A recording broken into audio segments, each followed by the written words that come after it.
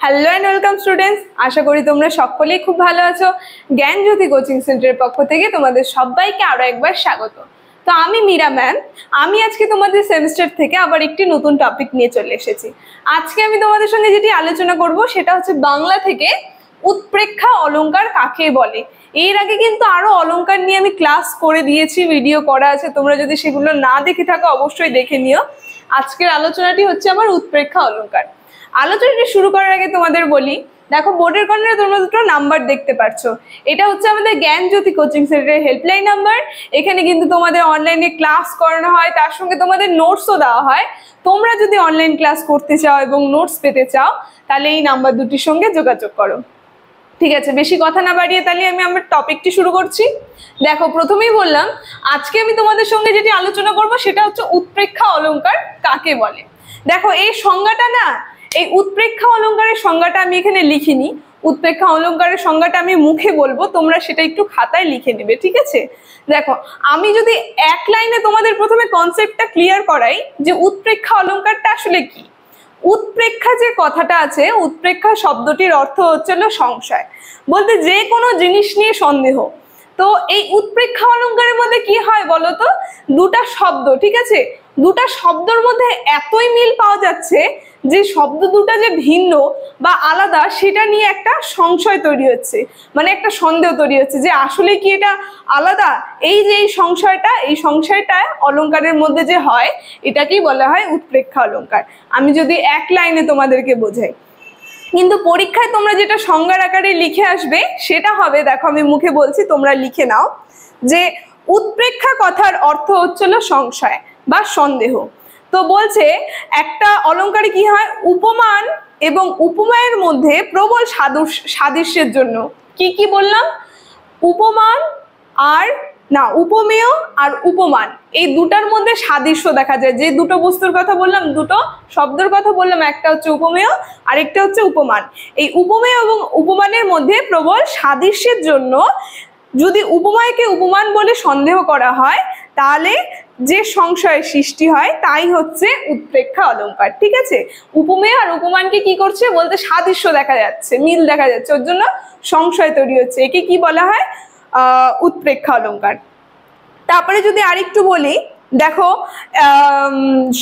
শ্যামাপদ চক্রবর্তী যিনি আছেন, শ্যামাপদ চক্রবর্তী যিনি আলংকারিক যিনি আছেন, তিনি কিন্তু এর আরেকটি ব্যাখ্যা দিয়েছে এই উৎপ্রেক্ষা অলংকার কাকে বলে। এটাও তোমরা লিখে আসবে পরীক্ষায়, তাহলে কি হবে, তোমাদের নাম্বারটা একটু ভালো দেবে। একটা যেহেতু সংজ্ঞা দিয়ে দিবে একজন অলংকারিকে, তিনি বলেছেন, দেখো কি বলেছেন তিনি, যে প্রকৃতিতে প্রবল সাদৃশ্যবশত যদি পরমাত্মা বলে উৎকট সংশয় হয় তাহলে তা হচ্ছে উৎপ্রেক্ষা অলংকার। এটা কিন্তু শ্যামাপদ চক্রবর্তীর উদাহরণ, ঠিক আছে? তো উৎপ্রেক্ষা অলংকারের সংজ্ঞাটা এতটুকুন লিখলেই তোমরা নাম্বার পেয়ে যাবে। তো দেখো, এবার আমি যদি উদাহরণ একটা তোমাদেরকে বলে দিই, উদাহরণ যেটা লিখবে এখানে দেখো আমি লিখে দিয়েছি, সংজ্ঞা আমি বলে দিলাম। উদাহরণটা হবে, বসিলা যুবতী পদতলে আহামরি, সুবর্ণ দেউনি তুলসীর মূলে যেন জ্বলিলি। এখানে এইটা হচ্ছে একটা উৎপ্রেক্ষা অলংকারের উদাহরণ। যদি বলি এই যে বসিলা যুবতী, এখানে কার কথা বলছে বলতো, সীতা।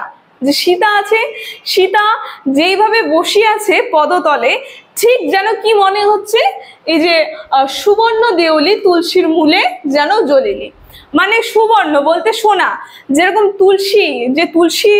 তুলসী তলায় সন্ধ্যাবেলায় যে একটা দীপ দেওয়া হয় সেটা যেরকম উজ্জ্বল সোনার মতো হয়, সেরকমই কি লাগছে, মা সীতাকে লাগছে। তো এই যে তুলনা করছে, দেউলি সোনার সঙ্গে প্রদীপ জলের তুলনা করছে, দুটো আলাদা আলাদা জিনিস কিন্তু দুটোর মধ্যে একদম মিল দেখা যাচ্ছে, সাদৃশ্য দেখা যাচ্ছে, যে একটা সংশয় তৈরি হচ্ছে, এটা হচ্ছে এই উৎপ্রেক্ষা অলংকারের উদাহরণ।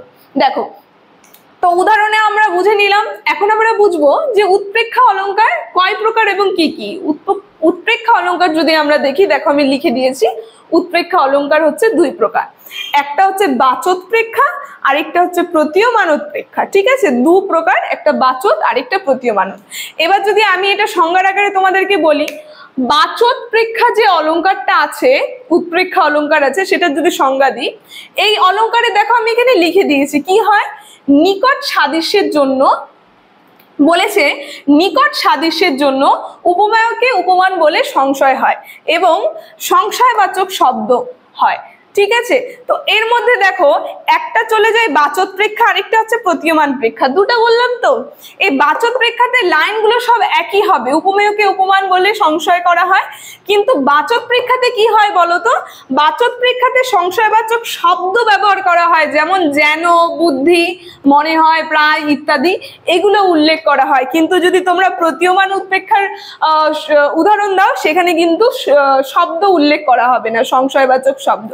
তো দেখো সংজ্ঞাতে আমরা আবার একটু চলে যাই, যে নিকট সাদৃশ্যের জন্য উপমেয়কে উপমান বলে সংশয় হয় এবং সংশয়বাচক শব্দ যেমন যেন, বুদ্ধি, মনে হয়, প্রায় ইত্যাদি উল্লেখ হয়ে থাকে। ঠিক আছে, এগুলোকে বলা হয় বাচক প্রেক্ষা, বাচক উৎপ্রেক্ষা অলঙ্কার।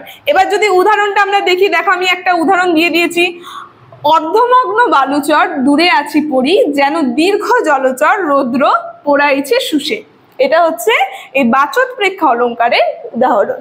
এখন দেখো দুইয়ে বলছি, দুই প্রকার বললাম, বাচক প্রেক্ষা বলে দিলাম, এখন হচ্ছে প্রতীয়মান প্রেক্ষা। প্রতীয়মান প্রেক্ষায় প্রথমেই বললাম যে একই হবে, সেম একই জিনিস হবে, শুধুমাত্র এই যে সংশয়বাচক শব্দ এটা কিন্তু উল্লেখ থাকবে না। ঠিক আছে, এটার মধ্যে কি হবে বলো তো, সংজ্ঞাটা আমি তোমাদেরকে বলে দিচ্ছি, সংজ্ঞাটা আমি এখানে লিখিনি, আমি মুখে বলছি, তোমরা একটু লিখে নাও। এর মধ্যে কি হবে দেখো, বলেছে যে প্রতীয়মান উৎপ্রেক্ষা, এই উৎপ্রেক্ষা অলঙ্কারের নিকট সাদৃশ্যের জন্য, একদম একই নিকট সাদৃশ্যের জন্য উপমেয়কে উপমান বলে প্রবল সংশয় হয়, অথচ সংশয়বাচক শব্দের উল্লেখ থাকে না। এখানে যেরকম সংশয়বাচক শব্দের উল্লেখ থাকে, নিচেরটাতে সংশয়বাচক শব্দের উল্লেখ থাকে না। ঠিক আছে, কিন্তু সংশয়ের ভাবটি স্পষ্টভাবে বুঝিয়ে দেওয়া হয়, এটাকেই বলা হয় প্রতীয়মান উৎপ্রেক্ষা অলঙ্কার। এবার এই অলঙ্কারে যদি আমরা একটা উদাহরণে চলে যাই, দেখো উদাহরণ আমি লিখেছি, একখানি গ্রাম শোভে জলমগ্ন মাঠে, গঙ্গা মৃত্তিকার ফোঁটা গগন ললাটে। এটা ছিল প্রতীয়মান উৎপ্রেক্ষার উদাহরণ। ঠিক আছে, তো উৎপ্রেক্ষা অলঙ্কার থেকে আজকের আলোচনাটি আমার এতটুকুনি ছিল। উৎপ্রেক্ষার সংজ্ঞা দিলাম আমি, উদাহরণ সহ আলোচনা করেছি এবং উৎপ্রেক্ষা কয় প্রকার ও কি কি সেটা নিয়ে উৎপ্রেক্ষা অলঙ্কারের আলোচনা করেছি আমি। আজকের আলোচনাটি আমি এখানেই শেষ করছি। ভিডিওটি যদি তোমাদের ভালো লেগে থাকে অবশ্যই like, comment, share and subscribe করে দিও। Thank you.